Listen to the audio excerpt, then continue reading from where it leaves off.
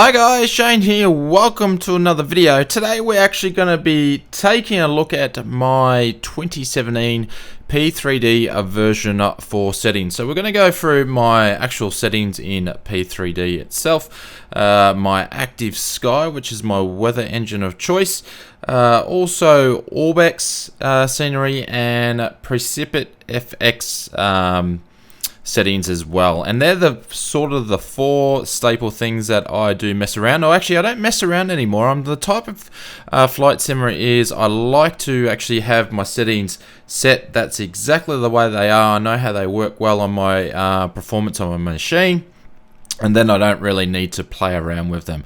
Gone are the days where I was spending more time messing around with my config files and all that sort of stuff. I just basically have it, whatever runs well on my system, I keep it the same. So with been saying that, let's take a look at the P3D settings. I should mention I use a 4K Ultra screen, and I use a 1080 GTX 1080 graphics card as well, but I'll leave a link in the description below of all my PC settings. So my image and texture quality, probably the standout is my anti-alias. I use 4x MSSA. That helps because I'm using a 4K Ultra screen. I don't need to have it all the way up, and it helps with the frame rates for P3D version 4 dynamic lighting. Screen resolution is up to the max, and I'll leave a description for the flight sim deck with a little tip for the dynamic lighting. VSync is on with triple buffering, and my target frame rate is unlimited. I basically have everything totally maxed out, and probably the thing that helps me the best to be able to do this, because yes, I don't have a TI graphics card and things like that, is I have the auto gen draw distance down to medium. Now that's probably the only setting I actually play around with depending where I'm flying. Water is on medium reflections. I have cloud, terrain, and user vehicle.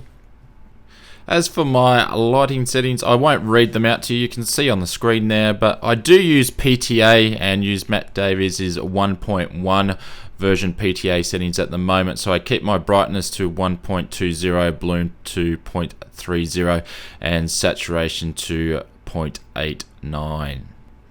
As for weather, I have my cloud draws distance to 80. I do have the same thing set up in active sky, and I have my clouds set to detail.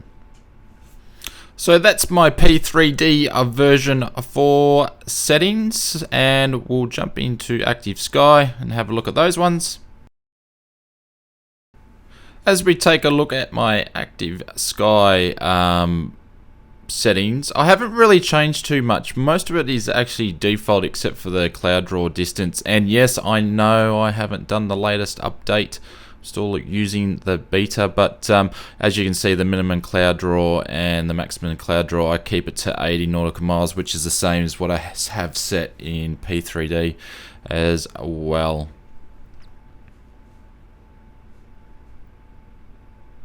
And that's one of my favorite things, the cloud motion effect.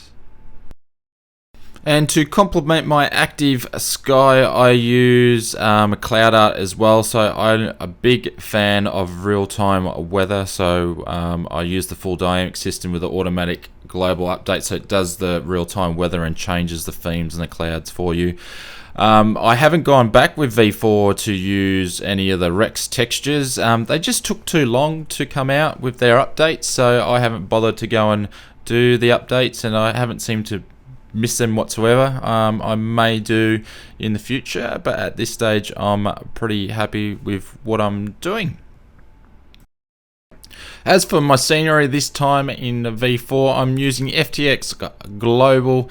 I've got things like OpenCL North America and stuff like that. I have FTX HD trees, but I've just moved to Terraflora, but they do mention in FTX areas to still have your trees HDs installed. And you've noticed I actually haven't gone with FTX Global. I just got sick of the different issues that I was actually having happening with it. So I haven't actually installed it this time, and obviously P3D had some extra data involved with the roads and whatnot, so I just haven't gone there, and I'm not really missing it, and I don't have to worry about when I install different airports of going and run the config file for Vector. And last but not least, my Prepar3d FX settings are for version 4 P3D. I've got everything switched on, and my contrails, everything up as high as they can go. I really don't find any frame rate loss, but I do fly a lot more GA than what I do airlines. So I'm hoping you got a bit out of my settings. Feel free to copy them, leave comments below, and we'll finish up with a montage of the 717 taking off. So thanks very much for watching, and I'll see you on the next video.